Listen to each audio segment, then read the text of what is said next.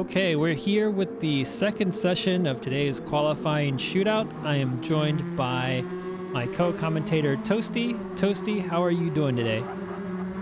Hey, how's it going? Yeah, I'm doing good. I surprised myself a little, a little bit there on the first group. I didn't expect to do as well as I did, but like I was telling you earlier, hey, I'll take it for sure.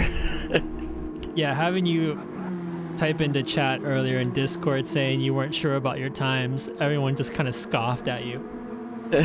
Yeah, yeah, like I was telling you earlier as well. The light at the end of the pit lane turned green, and I just got that bit of adrenaline and competitiveness set in, and I was good. So Yeah, I mean able to focus. that's one of the skills you gotta have is as a race car driver is to just get into the zone and turn it on and off. Just it's any athlete for that matter. It's you gotta be able to turn it on when you need to and just zone in. Sounds like you did just that. Yeah, I'm excited to see how this second group performs here.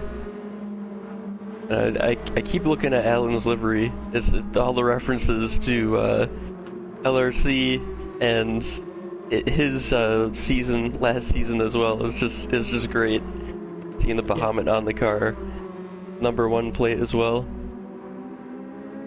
Yep. So for those who are joining us just now and aren't familiar with LRC, Alan is the winner of our first season with the in the constructors championship and also the drivers championship. So you can see those two tiny badges that say the #1 on them. Those are his awards and his flex for being the championship of season 1.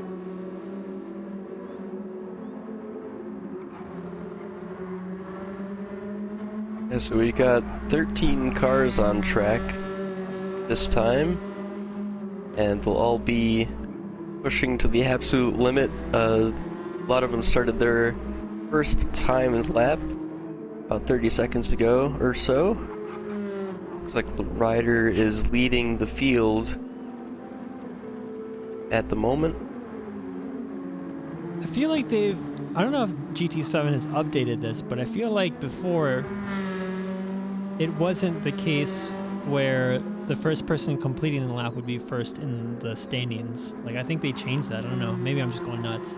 Like it's like Ryder, Azazel, Allen, and they're like the first top 3 that are gonna finish their first out lap or the first lap. Yeah, I think you're right. I did notice that earlier today. Maybe that was something that they didn't include in the patch notes that they just silently to updated, add. yeah.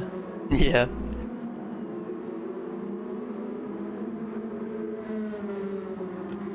All right, so Ryder coming out the last turn here, putting the first time on the leaderboard.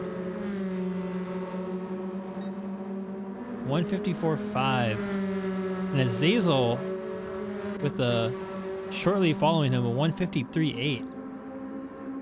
So both, I think Azazel or Ryder out of the two has actually been putting a lot of practice time in within the past couple of days. So I think we'll expect to see his time climb up the leaderboard. I think there'll be a lot of back and forth between him and potentially Azazel. Yeah, Azazel's been getting more and more used to that wheel. Putting the practice in. I watched Alan go into turn 1. He clipped a bit of grass with his left rear tire. Had a bit of a slide into the apex, but he kept it pointed in the right direction. Actually a bit up on his sector 1 time, so certainly pushing it to the limit there. Yeah, for Alan, hot lapping isn't quite his strength, I would say. His strength comes really in race pace and determining strategy. So seeing his lap times kind of improve over time has also been a nice thing to see in terms of his progression in LRC. Yeah, we saw him a couple times last season start from midfield in a feature race and end up winning by 10 or more seconds. So yeah, I could definitely see that. Third at the moment though, so let's see how he could have improved lately as for hot lapping as well.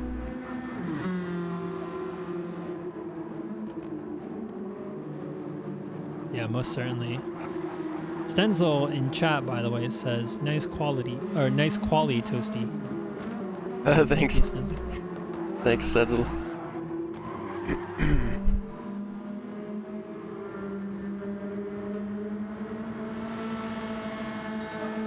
We're on board with Raleigh Rancher just setting a personal best up to 4th place.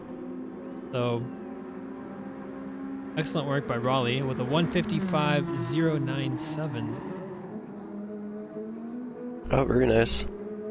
He's got the Jolly Rancher livery there. I'd say if he kept 4th place, that might make him a Jolly Raleigh. Oh man, is certainly jolly indeed. Jolly Raleigh Rancher, Jolly Raleigh.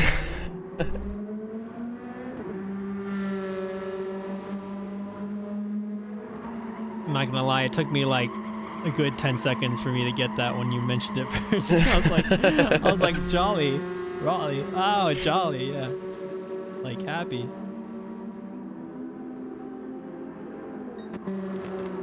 Let's take a look at some of the other cars on track. So we got Sir Hames in the bright pink Sparko livery 93 car.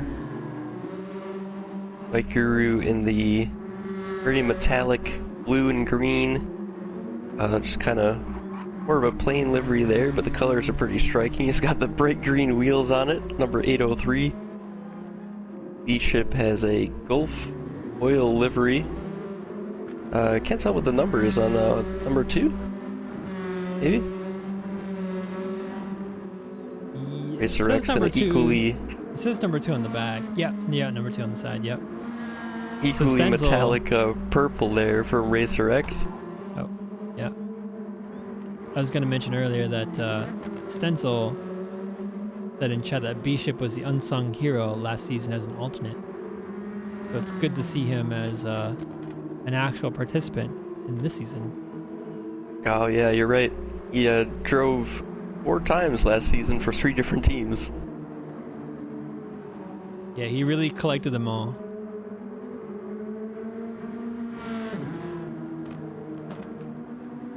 Looks like Racer X is coming in for his first pit stop there. Has no front left tire left.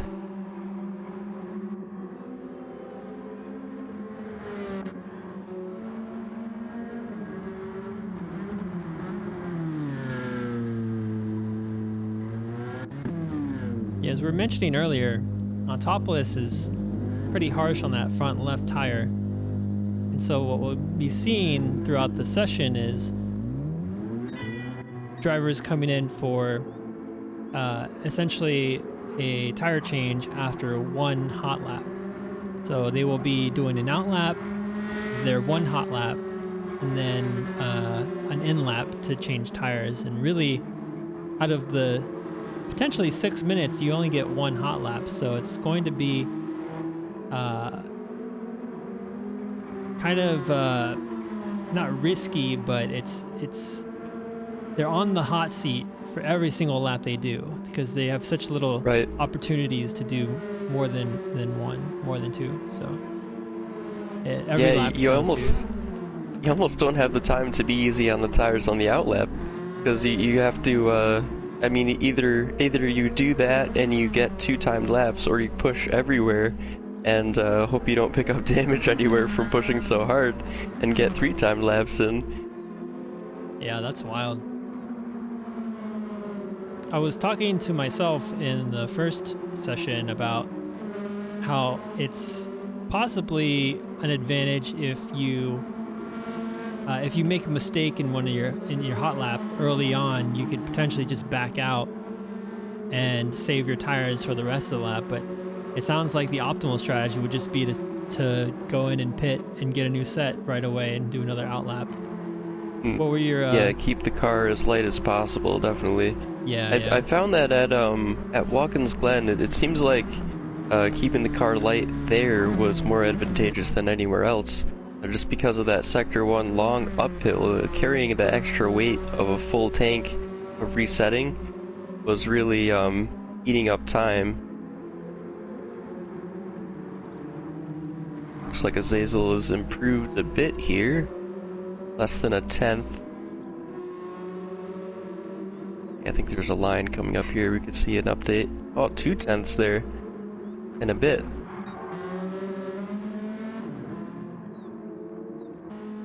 So still improving on those fresh soft tires.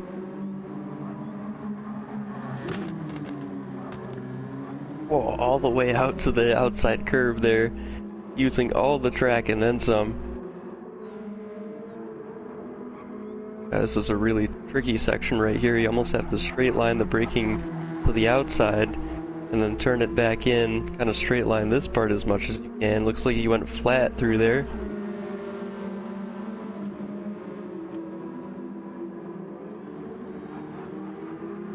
Then taking a really wide entry, kind of meeting the apex at the midpoint and picking up just enough angle on the corner to make it on the track. That'll improve by 0.14, I think it was. Still at the top, but only just by a bit. 55 thousandths back to Ryder. Super close. Going further down the grid, we got Lamb King with the Little Mermaid livery. Currently at 11th position at the moment. Oh, that's right. And I forgot about that. I remember now him posting that in the Discord. That's pretty amazing. He had a few. He had a Little Mermaid one, and then there was like a goth Disney princesses one that was really funny. Oh, that's right. That was a good one.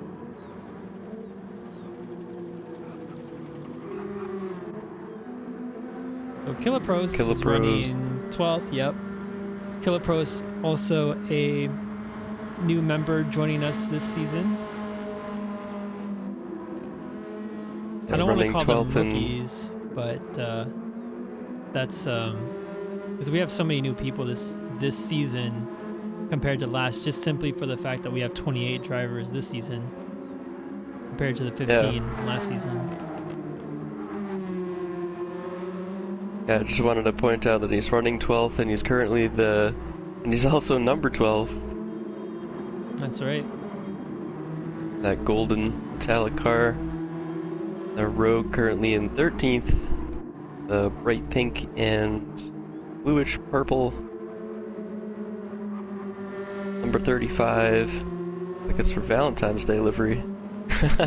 Yep. Rogue coming back for his second season at LRC.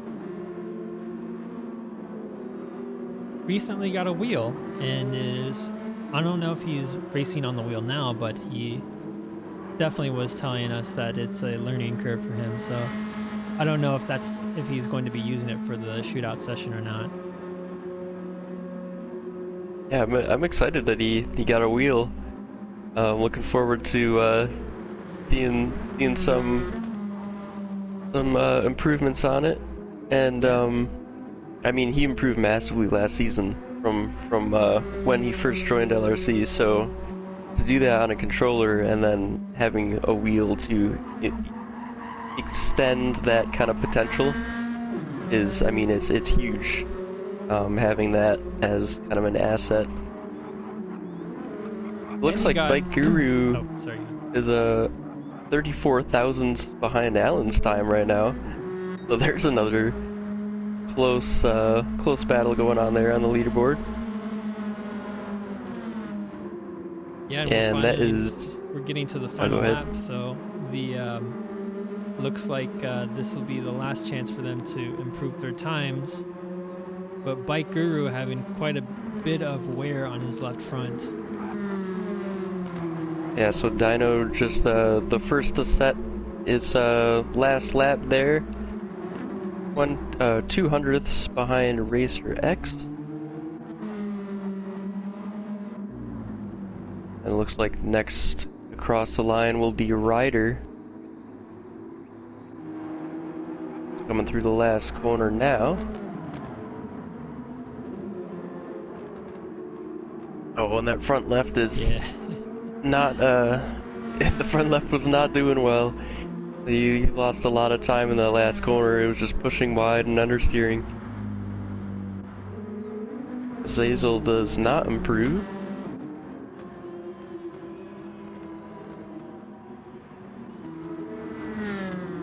How about Rogue? It looks like he's driving up to the finish line now. Improves by 7 seconds there.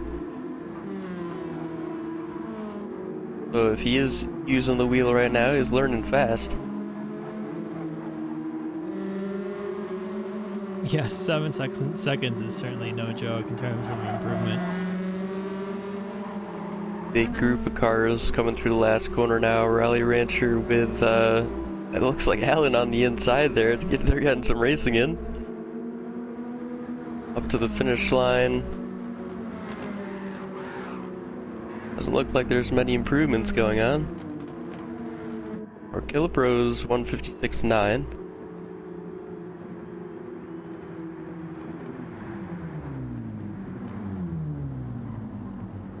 It looks like that'll be it.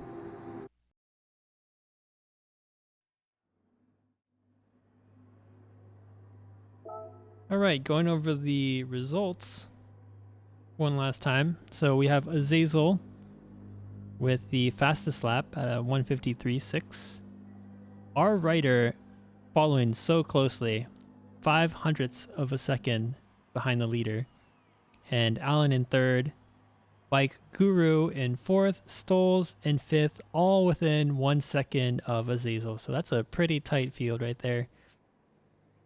Following the second half, we have Raleigh in sixth, Sir Hames, Bishop, Killer Pros, Racer X, Dinosaur, Lamb King, and Rogue finishing out the top 13, or the rest of the grid, I should say. So for those who are just joining us, I got a few questions in chat asking about how the results of this qualifying shootout will affect the league and how it's set up and whatnot. So we have 28 drivers. This is the second half of the group. We just, earlier in the day, we did our first group session with the first half of the drivers doing their qualifying sessions. And so this is the second group. And all the drivers will do a qualifying session across 3 tracks. So the first being Autopolis, the one that we just did. The next is, as you can see, Tsukuba in the rain.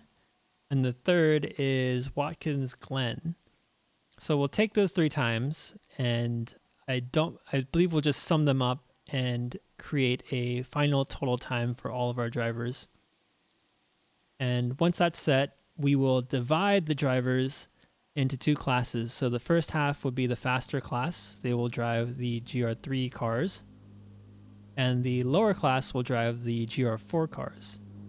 So what's interesting about this league is that with our 28 drivers, we have them split across 7 teams. So 4 drivers per team. And then there's 2 drivers per team in each division. And the way this is set up, we will have a driver's championship for the first class, a constructor's championship for the first class, a driver's championship for the second class, and a constructor's championship for the second class. And then finally, a overall constructor's championship for both classes together. So a lot of awards, a lot of competition, and a lot of I think we're going to have a lot of competition, a lot of really close racing, considering we have 28 drivers now, and the skill gap between them is going to be much closer. Yeah, I think that's the thing that I'm most excited about is this format of 4 drivers per team and having them split between two divisions, and the faster drivers in that upper tier just kind of mentoring and helping out their teammates in the lower tier with setting up the car and strategy and everything. So it's certainly in the LRC spirit of things, and yeah, looking forward to it a lot.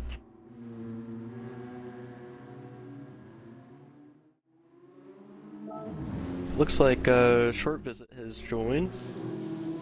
I don't think he was in the first session, was he? No. No, he joined late, yeah. So he'll have to make up his Autopolis time at some point.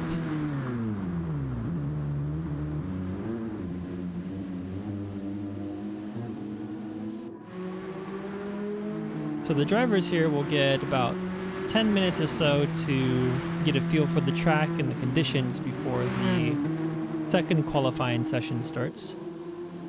Once that starts, all drivers will have about 15 minutes to put down their fastest lap.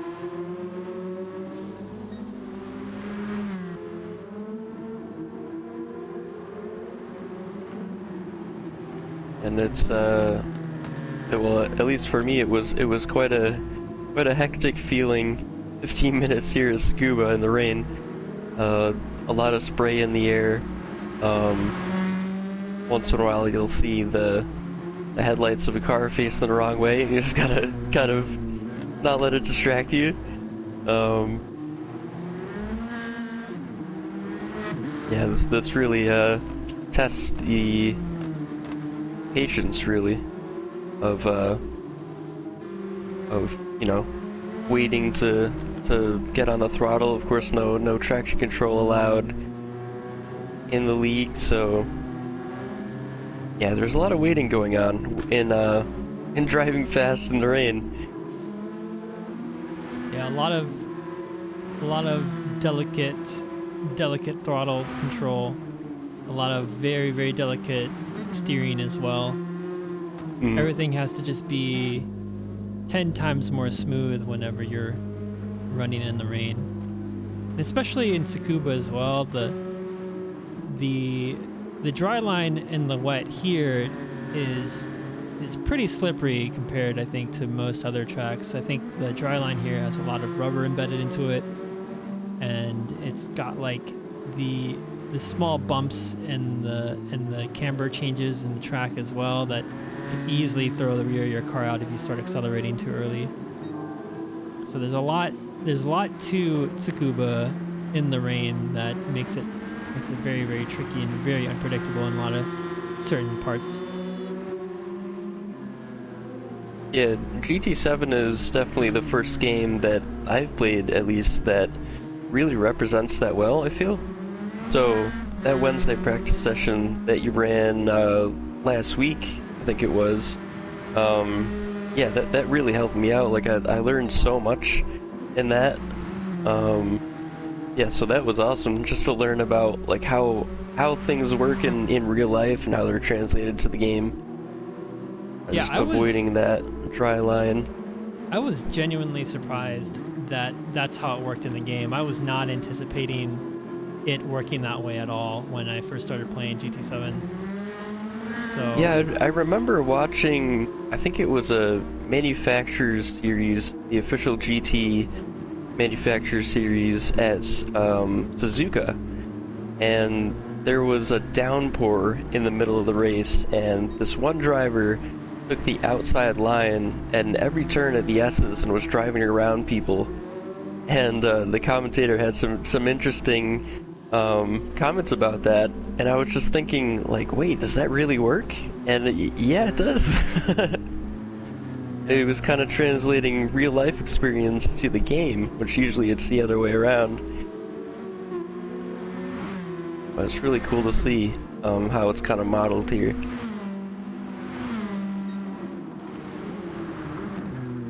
yeah, my first experience with the rain was in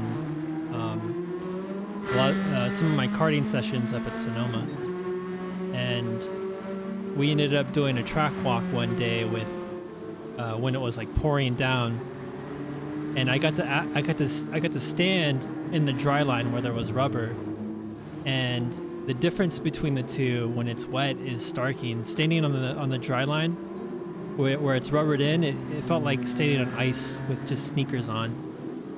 And then as soon as you stepped off of the dry line into the really abrasive part of the track, it felt like you had maybe 10x more grip with just sneakers on. Wow. It was wild. And a lot of people complain about how running in the rain is too slippery in GT7, and I think that it's pretty accurate. Like it's a lot slipperier than you think it is. And I think a lot of people who don't have that track experience, it's hard for them to believe that it's like driving on ice.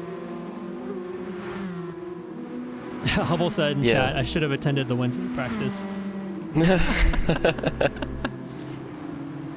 It's funny, I think earlier, Toasty and I were talking about that earlier. I was like, yeah, Hubble should have definitely attended the classroom. So, and I was saying earlier that Tsukuba is definitely, with these conditions, requires a lot of track knowledge and a lot of practice beforehand to go really fast here in these conditions. Like if you're not familiar with the wet line, in general you're just going to be a couple seconds off the pace. Yeah, or at least where the rubbered in dry line is, so you can kind of create your own wet line on the fly. Yeah, that's a good point. I was watching Alan drift the last corner there for a bit, holding this really big slide.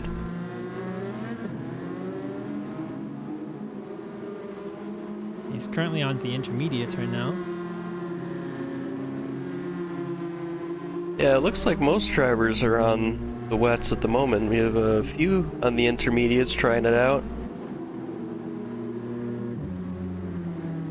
And you mentioned earlier having more success with the full wets on the wet line.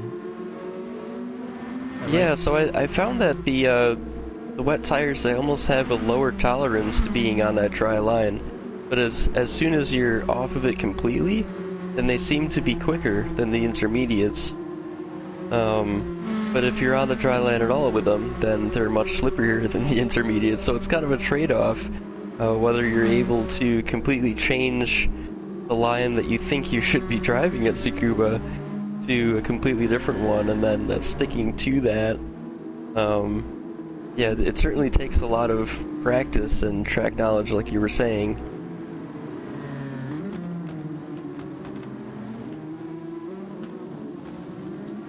Seeing multiple cars out here struggle. Alan barely keeping on the track, and we just saw earlier Raleigh Rancher sliding his car out after turn 1 and hitting the wall.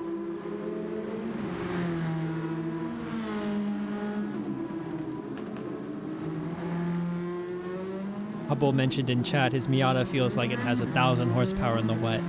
Literally like ice on a real track.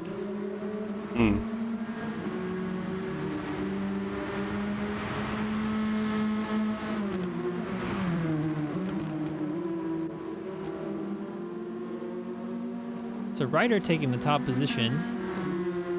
Currently, is there a time? Ryder is showing number 1, but he doesn't show a time for me. It's interesting. Oh, you know what? It's a tie. It's a 108.264. No way. Oh my goodness. That's why there's no delta there. That's nuts. Wait, but okay, that's interesting. I've never seen this before. So in real life, though, it goes to the person who set the time first, which was Alan. But in this case, it looks like it's given to Ryder, who set it after Alan did. I don't know. Maybe it secretly goes to a tenth of a millisecond in the background. Yeah, maybe. Maybe there is something that was kind of rounded off there. All right, so we're starting the qualifying session. Drivers will have 15 minutes to put down their times. I kind of got lost there, and I thought that we were already qualifying. I was like already in right. thinking that we were already qualifying, so I was getting really excited that they got set at the same time. But I mean, it's pretty rare to see any time, so that's pretty great. Yeah, that's wild. 2 identical times. Well, Alan, you're sticking with the. Go ahead. Sorry, go ahead. Oh, Alan sticking with the intermediates. It seems like most drivers have made the decision to switch to wet tires. So the interesting thing was that, excuse me, the interesting thing was that the fast lap indicator still said that it was Alan on the bottom left in the game. Right. But it showed him at second position, so there's some weird, like some really weird situation there going on, or like some bug or something in the game.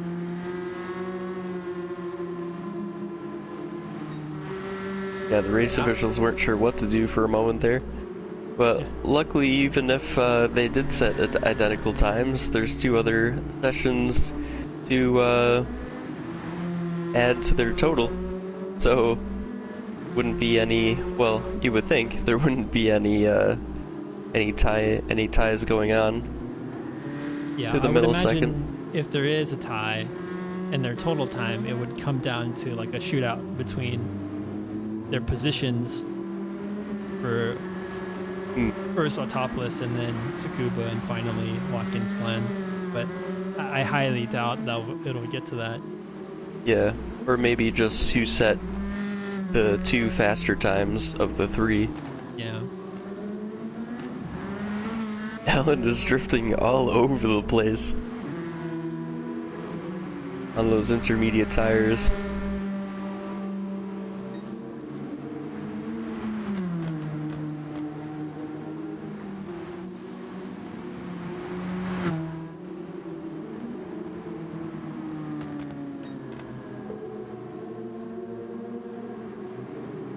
Alan putting down a solid 108.6. Pretty solid time for a first outlap. Sorry. Yeah, it looks like, it looks like Ryder's just building up the speed bit by bit here. He's on the wet tires. He's taking, more or less of a wet line from what I can see. It's kind of hard to see from the, broadcast angle there.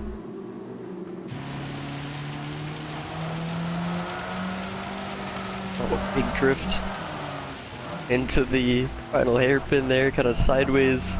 Yeah, again. Trying to stay straight there into the corner entry.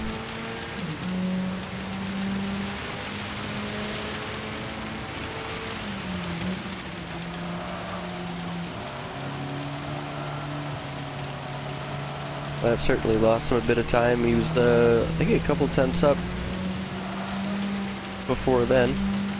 Oh, it gained time in the last corner, though. It's really close. He's 0.07 of a second behind Alan currently.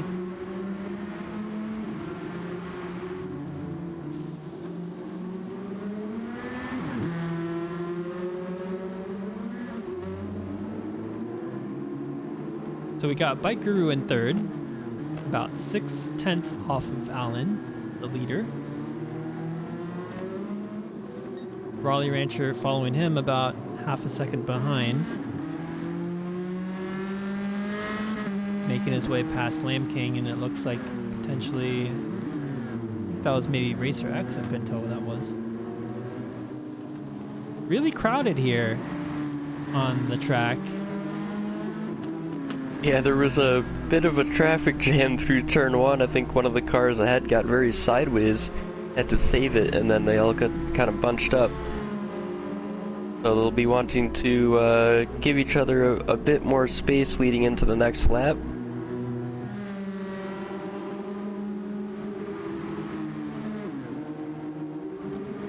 It's surprising how much, I guess it is like a dirty air. You do feel in these Group 4 cars, even at lower speeds in the rain, if you're right behind someone, especially if you got the downforce cranked up to the max on your setup, you do feel a loss of front downforce when you're right behind someone like that.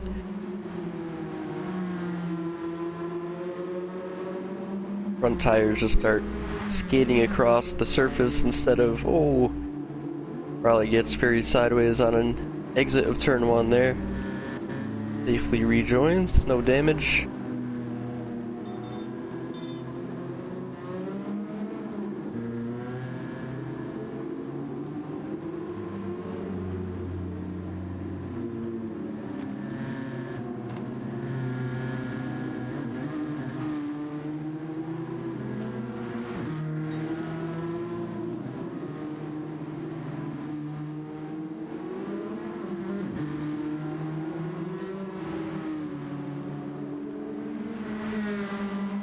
Trying to find some close pairs of times here. So looks like Bishop is about 8/100ths ahead of Azazel,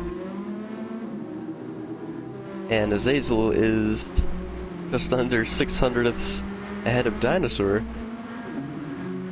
Oh, there's a very close trio right there on the leaderboard. Bishop coming around the final corner. Let's see if he improves on his time. He's down a second and 1.6 seconds. Azazel also not able to improve.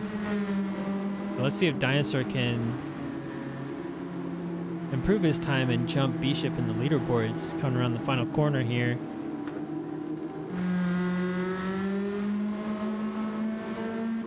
Oh, so he was 34 seconds off his time there. He must have went off the track or something. Yeah, I must have had a spin. Or, I was getting all excited. Yeah, that was the Oh no, not again. Oh, commentator's curse.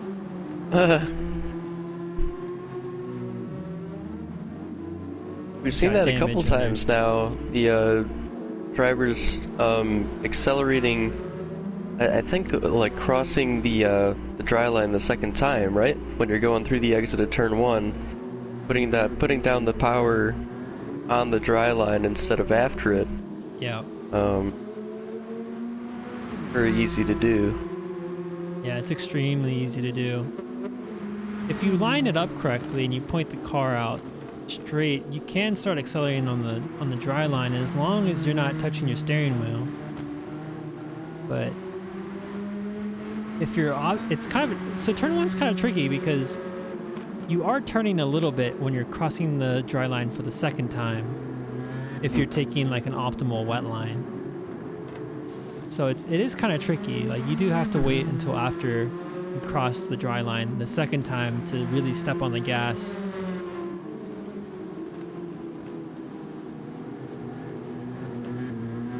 Turn 1 is just wide enough to be like turning on the wet line instead of just crossing it straight, whereas turn 2 and 3 it's more of like an easier wet line where you just cross it straight, rotate your car, and then cross it straight again. But turn 1 is wide enough where you actually have to kind of turn on the dry line. And then there's the final turn where it's just like it's just better just not even cross the dry line at all. It's just better to stay out in the karting line out wide. Yeah, and then wait until the straight after the finish line to set up turn 1. Yeah.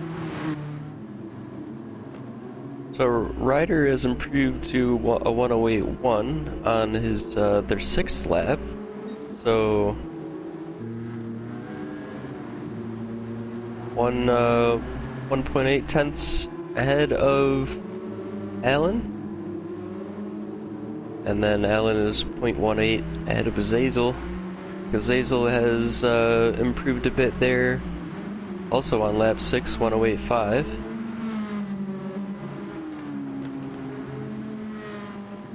Stenzel said in chat, Dino's missing that all-wheel drive Lambo.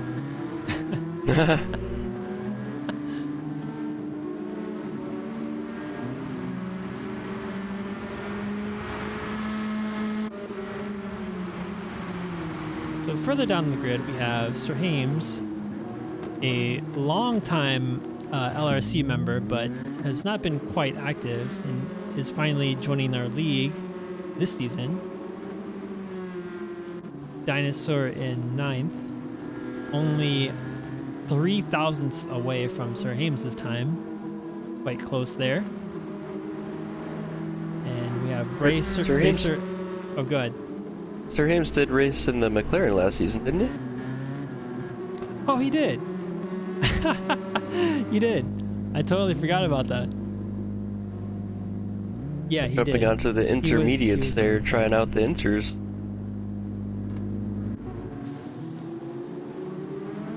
Sorry, what were you gonna say? Oh, I was just gonna go further down. Oh no, looks like we got an incident here. It looks like Lamb King and Sir Hames got a little bit of a collision there. Yeah, Sir it looks Hames like with Lamb front King end might damage. have lost the back end and tagged the back of Sir Hames's car. So Sir Oh, that's Hames will have to unfortunate. pit again there for damage repair. Got time though. 3.5 minutes or so on the clock. Yeah, about a minute for his out lap. Another minute for another out lap. We'll probably be able to get 1 or 2 laps in.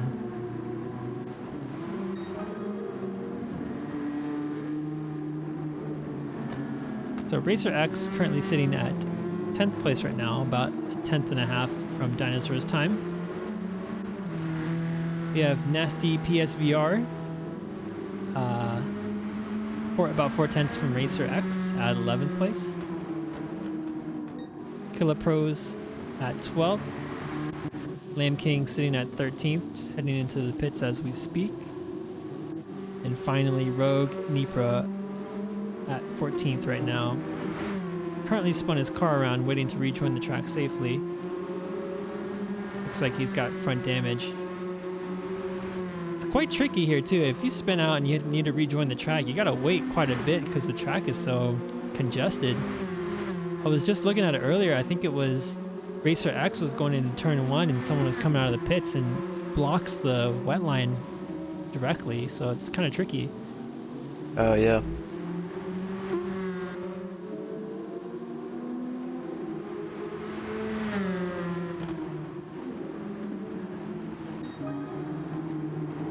Ryder nearly improved his time by a tenth and a bit there. Drove up to the back of Racer X around the final corner. Racer X was on a hot lap himself, improved on that lap, so couldn't really go anywhere with that momentum he had. But there's some extra pace in that car though. Yeah, it's certainly one of the unfortunate aspects of, in general, just qualifying on a congested track.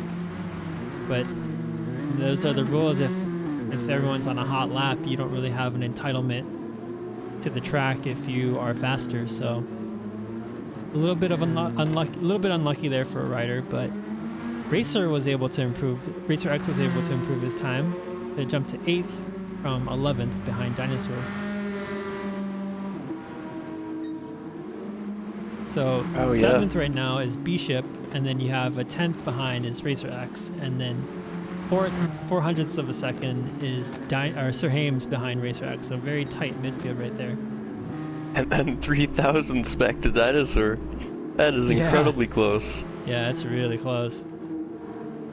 I'm excited to see the overall results when the Group 1 and Group 2 is combined, because I feel like seeing the times this close just within the group itself, I think, is nice. But when you combine both groups, I think the field is going to be extremely tight in the midfield. Oh yeah. Which will make it really interesting for the GR4 class for the season if, you know, the top 4 or 5, even 6 cars in that class are all going to be within several hundredths of a second of each other.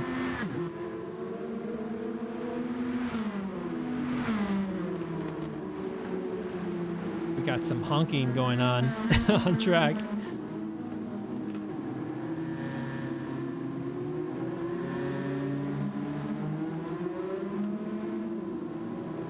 So Stoll's bringing up 5th place.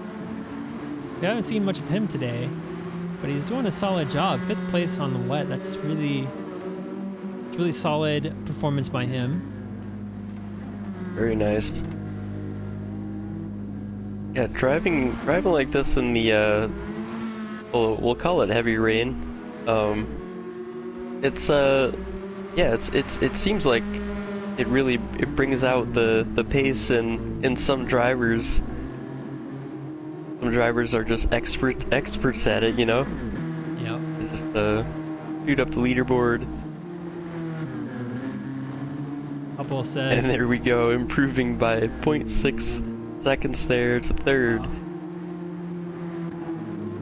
Yeah, great performance there by Stolz. Hubble said that three or four of these guys are running faster than him here. I'd like to point out, Hubble, that These were the people that attended Wednesday class last week. Oh no. The Stoles was there. Definitely was there. Bike Guru was there as well. And Azazel.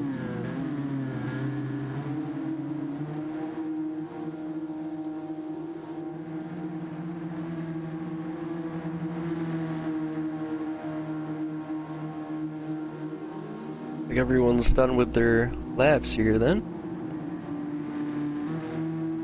So that crazy 7th to 10th, what is it, less than 2/10 between them? That'll Yeah, stay. that's wild. I think we're waiting on someone to finish their lap.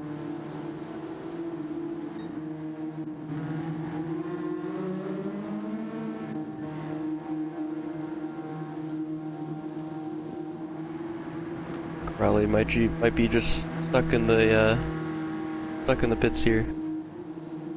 They were a bit confused. They brought out the slicks. They put too much trust in the weather radar, and it glitched out on them. Yeah, so that's just me speculating. They really were just paying attention to the radar and not looking up into the sky. Too much trust in technology, not.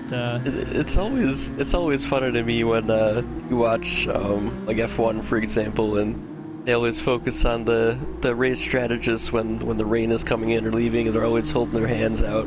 Yeah, they're just like looking up at the sky. Yeah, it's like not scientific at all. They're just like, yeah, they got their hands out from under the awning. All right, going over the results again. We got Ryder in first, finishing it with a 1:08.1. So Toasty, you're the only person who got into the 107s for the Tsukuba qualifying challenge. Oh wow. Alan in second, Stoles third. Great performance by Stoles there on the last lap.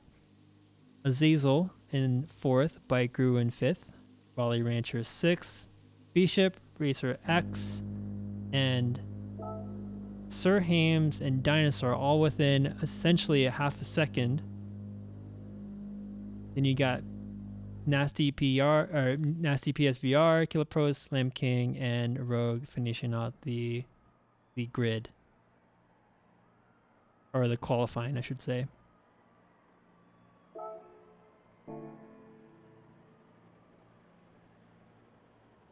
On to Watkins Glen then.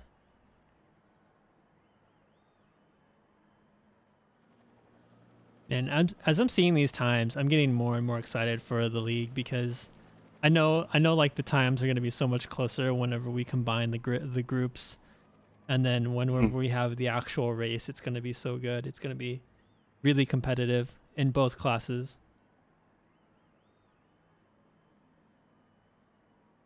Maybe except for you, Toasty. You should be in your own class. I don't know. I struggle a bit with the group 3s with no TC. I've always said that the group 3s is my worst category in the game, so we'll see how true that is. Okay, yeah, we'll see. Yeah, that's right. So the cars that are being used to qualify right now are the GR4 cars, right? So that will be interesting to see. I'm sure you'll do fine, Toasty. Yeah, hopefully.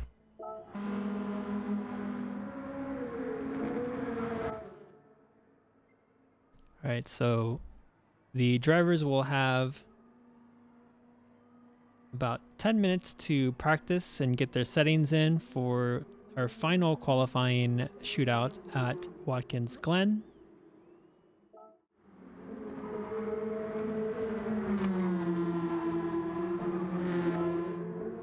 And Lamb King is leading the charge in this practice session here. Got the Little Mermaid is out of water.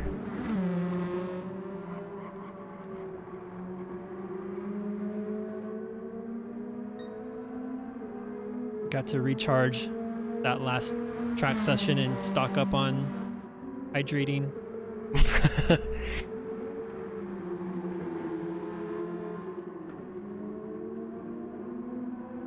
Great to see Lamb King back. He's been on a little bit of a hiatus since season 1 ended. It's good to see him back back on the track. Yeah, it's been good to talk to him again. He's doing well.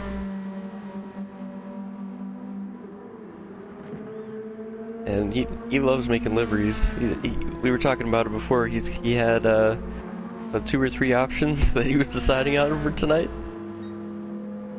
Yeah, like I was saying before, the goth Disney princess's livery was my top choice. I feel like he should have gone with that one.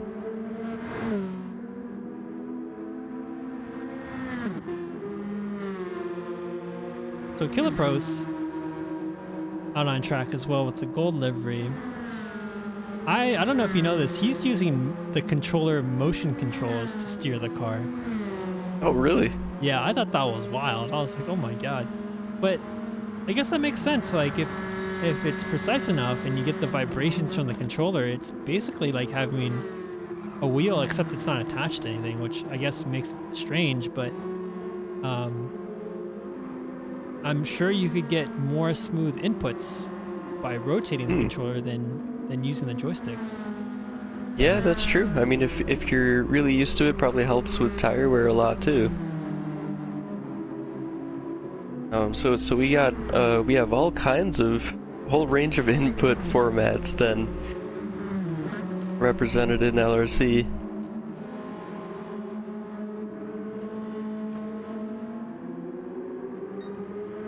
Well, that's cool to see.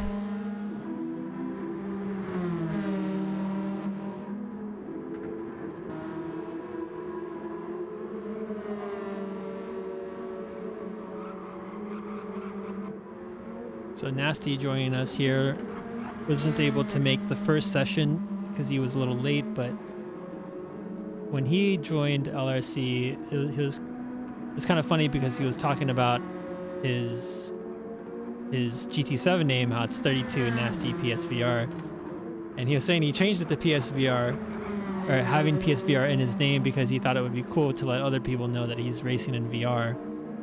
And once he realized that that's not like something that was going to be common, or it wasn't really cool at all, he was like, dang it, I want to change it back, but he used up all 3 of his driver name changes, so he can't change it back to anything. Oh no.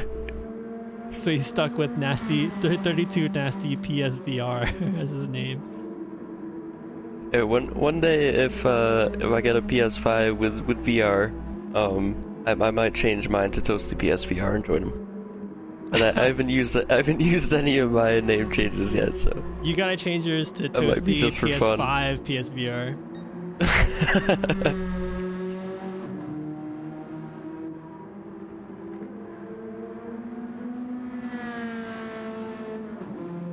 Toasty PS5R.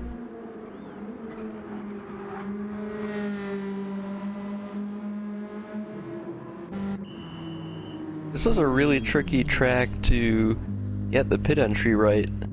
The stewards, the on-track marshals, can be pretty annoyed at you if you get it slightly wrong, and that 3-second penalty. If you have a good track position, you're happy where you are in your qualifying, that can really mess you up.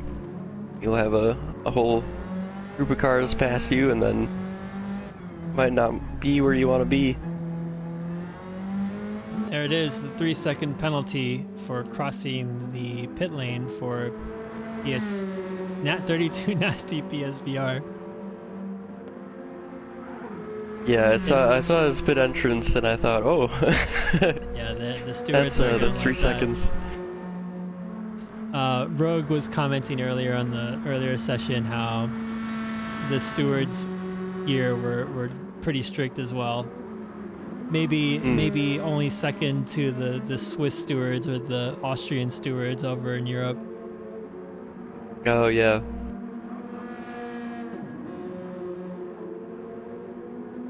Yeah, what is it? Spa, Le Mans, maybe not Spa as much, but Mans and Red Bull.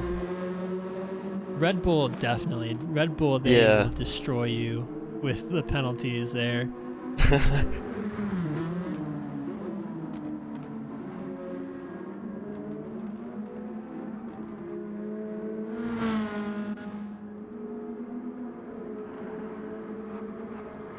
Stoles and Dinosaur are very close on track. Like they're trying to get some bit of racing in here. Oh, Dinosaur going wide there. I think he might have done the same thing that happened to me in the first group. I cut the inside a bit too much, clipped the grass, and then overcorrected a slide and ended up going left. You know, I think you caught the tail end of that. Yeah, Hubble so was passing by. I did catch you. I think I was focused on Hubble at the time, and in the background I saw you like almost up against the wall, and I think that was probably when that happened. You can cut quite a bit on the front corner or on the inside of the corner, but it is there is a limit there for sure. Yeah, and the curb is almost divided into two sections, but it's painted as one curb. So the the very beginning of the inside of the curb is pretty much at the height of the track. But then there's an elevated second part of the curb. If you get onto that, like you can cut it like you're saying, but yeah, it really unstabilizes the car. So you kind of have to have a lucky bounce almost through that. You're gonna take that line, depending on how the car's set up, of course.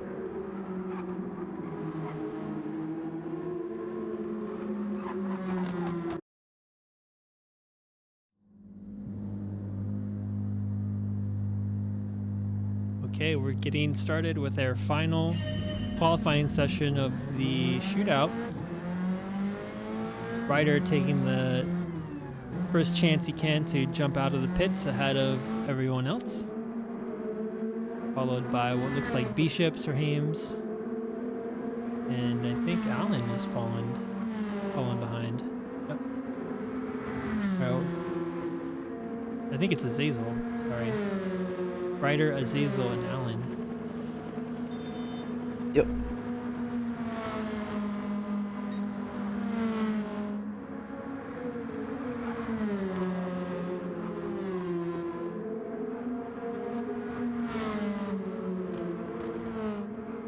So similar to Autopolis, the front left here is going to be eaten up quite quickly due to the nature of the corners here. And we'll see something very similar where drivers will be doing an out lap, what is essentially a single hot lap, and then an in lap again. So out of the 15 minutes they have to put down their hot lap, really, or their best time, really they only have 2 or 3 hot laps they can actually do on track, assuming they don't mess up or damage their car or spin out. Yeah. Yeah, about halfway through the second hot lap on the tires, like if you're really easy on them on the out lap, you'll think like, oh yeah, these tires will be fine, and then you get to the last corner, and the front left is not happy.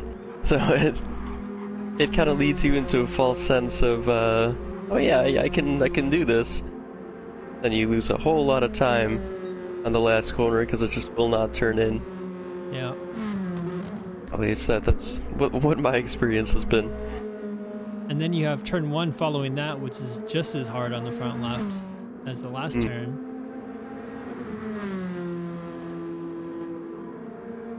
And of course, the carousel at the top of the hill. Yep. Yeah, all the right-handers really, maybe aside from, no, probably all of them are really tough on that front left. Like even the right-hander after the downhill, you got a compression there that gives you more grip, but also you tend to really abuse that front left in that corner because you're going downhill, you're braking while you're turning at the same time since you have that extra grip, extra mechanical grip from the compression. Yeah, because you can lean on it even more. Yeah. And I just realized the kind of theme throughout last season was the front left tire going. Yeah. This is kind of funny that we're carrying it over into qualifying. I mean, I guess it makes sense, right? I mean, most tracks are clockwise. So, Yeah, on top of that, I think we haven't brought this up yet in this session streaming. The rule changes and the parameter changes for tire wear this season has changed from 7x to 8x from last season. So tires will be wearing down slightly faster than they were last season. And the other change that was made to the season was the refuel rate is now 3 liters per second as opposed to 2 liters per second. So 50% faster. And the thinking, the rationale behind this was to close the gap between strategies where one stoppers or long stint strategies were tending to dominate season 1, and we wanted to change it to so that the shorter and faster stints were more competitive. yeah, it'll certainly shake things up because we also have that the Group 4 races will be slightly shorter in distance, right? And the Group 3 races will be slightly longer in distance? I don't know if I'm getting that right. I know there's a difference between the two. Yeah, I think both are shorter compared to last season total. But the GR3 races are slightly longer than the GR4 class races.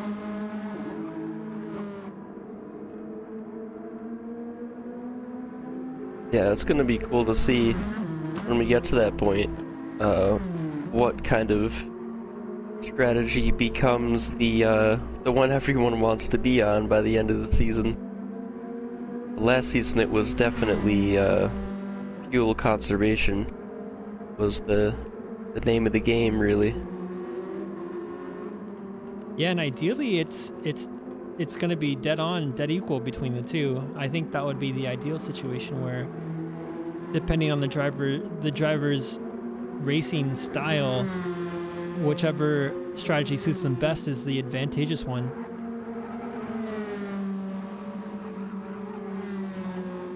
Yeah, I could definitely see the two drivers of each team just kind of doing opposite strategies. Whichever works for each, you know, and see where they meet up at the end.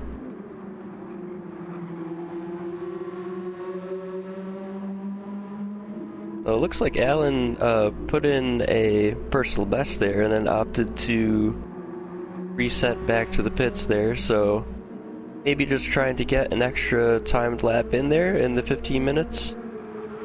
That would have been his second timed lap there that he just did.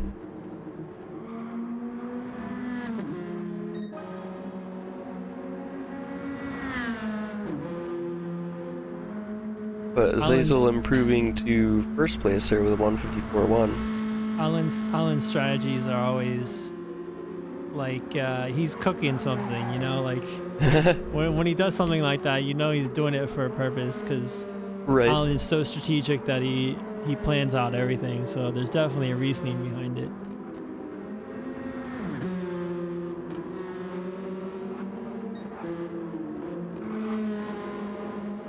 Yeah, I haven't known Alan to do anything that was sort of like, you know, I'll try it out. You know, yeah. Like there's a lot of thought beforehand about it. So I could definitely see that.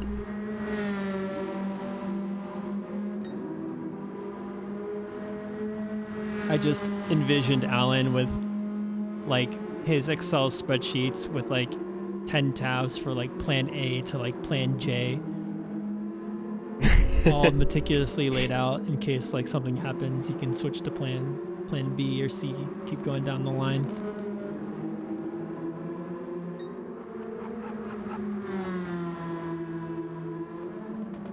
I'm excited to see how the teams shake up, because we do have a lot of drivers with different strengths to them, you know? Like Alan is a great strategist, and he tends to favor longer stints and fuel saving. And it's going to be interesting to see who he gets paired up with. And, you know, if it's someone who doesn't do that, or whose strengths aren't fuel saving, like let's say it's a controller player, it's going to be hard for them to implement the same strategies that Alan comes up with. So they'll have to be adaptable in that regard. But then his teammates might know a few things and tips and tricks that Alan could learn. So it kind of works both ways, and the teams will really, as it happened last season, will really kind of boost the skills, their weakest skills of the skill set, and all end up faster drivers as a result.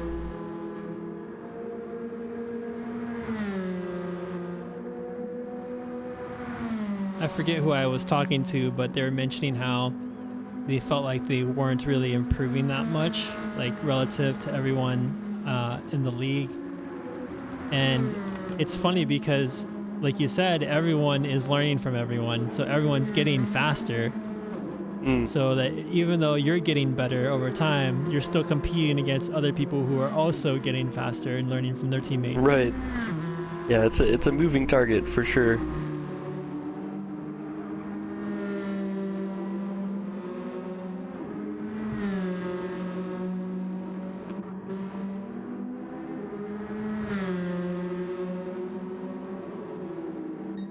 Looks like Bike Guru and Bishop are running closely together on track, and they're also 0.07 or 0.069 seconds apart from each other.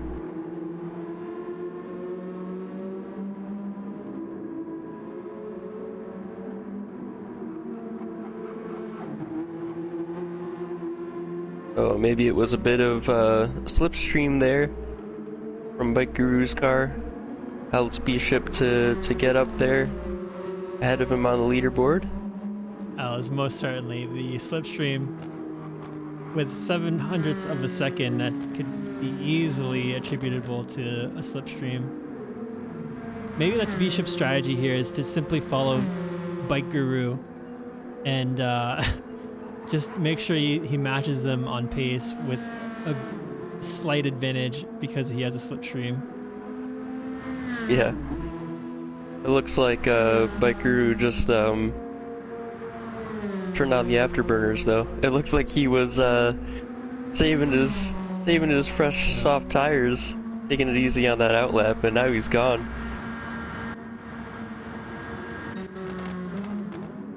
Two tenths improved through, I guess it's just turn one, that sector, right?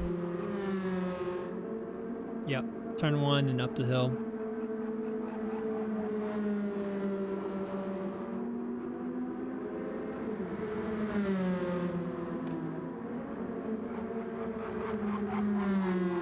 A lot of understeer going into that left-hander.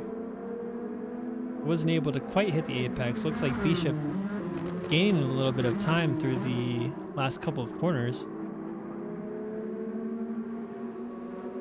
I wonder if Bike Guru's using a much lower downforce setup and really gained all that speed up the hill. Yeah, and now is struggling a bit with the front, trying to get it turned in. Yeah, I mean, judging by how close Bishop is already, it must be, yeah, it could be easily a difference in their setup. Bishop is almost as close as he was from the previous lap.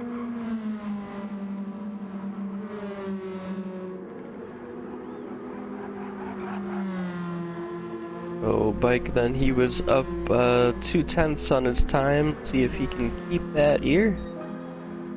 Yep, 0.2 or so.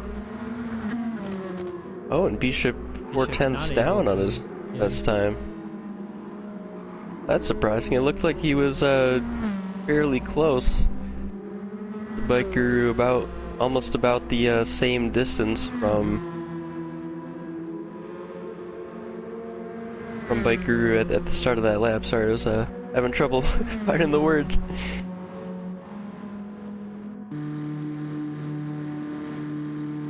Zazel then still at the top with 2 and a bit minutes to go with that 154.0.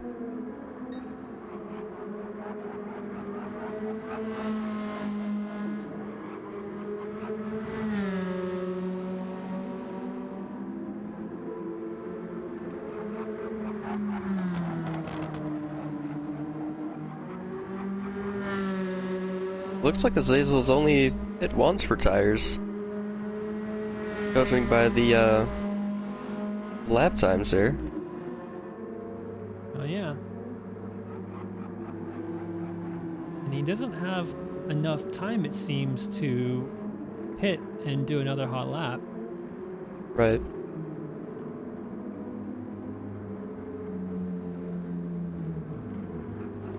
Looks like he might be just parking it there, knowing his session is virtually over. Yeah, I think riders realized the same thing. Has got damage on the front left, and doesn't have time to prepare to get back out there.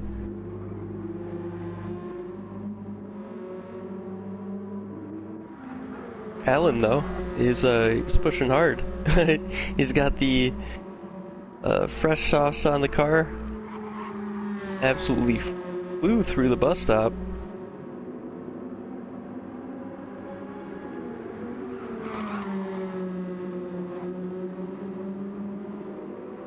He's not struggling with any understeer from the looks of it, going through that left-hander past the carousel. He was actually having to correct a bit of a slide. Whoa. Touching the grass there, about 2/10 up on Azazel's time. Setting the purple sector.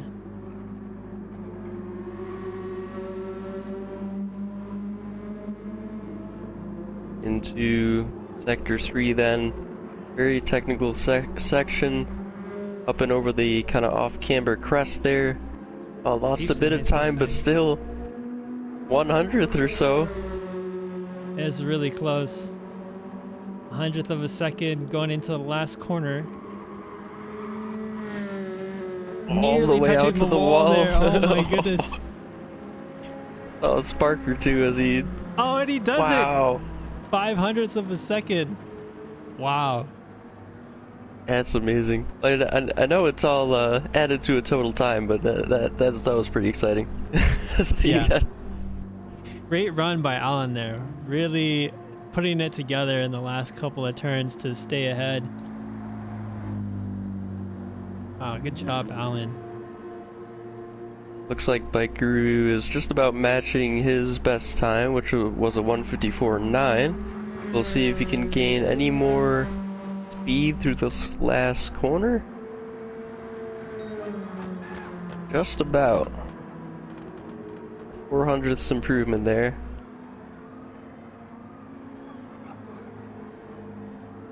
Bishop does not improve. Sir Hames crossing the line now.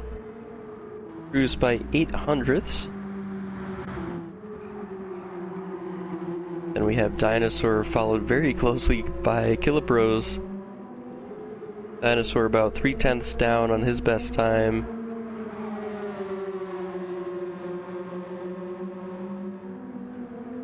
And those two are coming around the final corner now. This is absolutely rough. Oh man.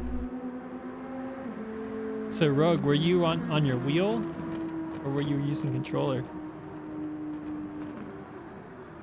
Dinosaur there nearly matching his best time, off by 0.02 of a second.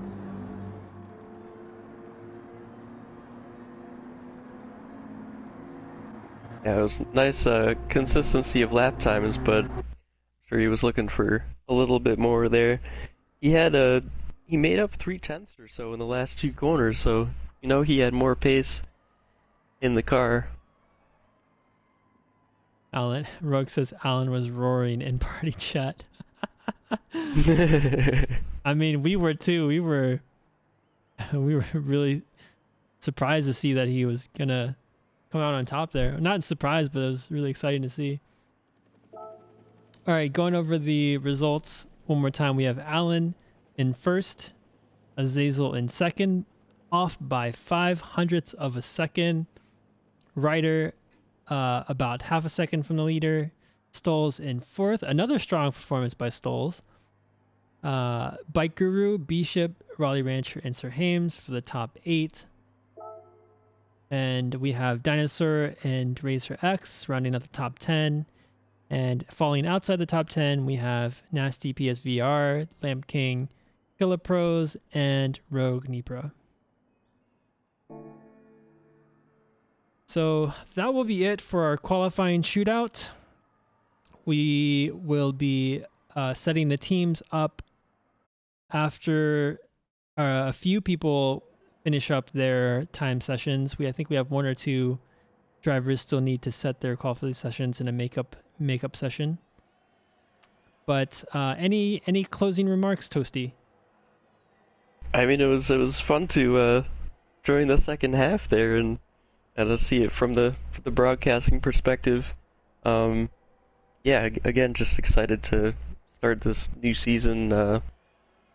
Figure out the teams, get the cars chosen, and next week we have the preseason race, right around is it Tokyo? That's right. I think it's Tokyo East, Tokyo Expressway East will be the preseason test. Yep, next Tuesday. That'll be a fun one. Yep, and then the following week will be the kickoff to our season. I believe it will be at is it Interlagos? I'll have to double check. The first round? Yeah, the first round. It's at Road Atlanta. Road Atlanta, yeah. That will be a great one to start off with. Yeah. All right, with that being said, thank you for watching. I think I pinned a link of our Discord invite if you're interested in joining LRC.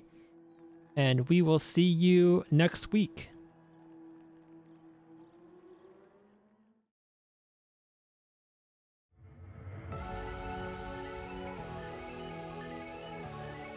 All right.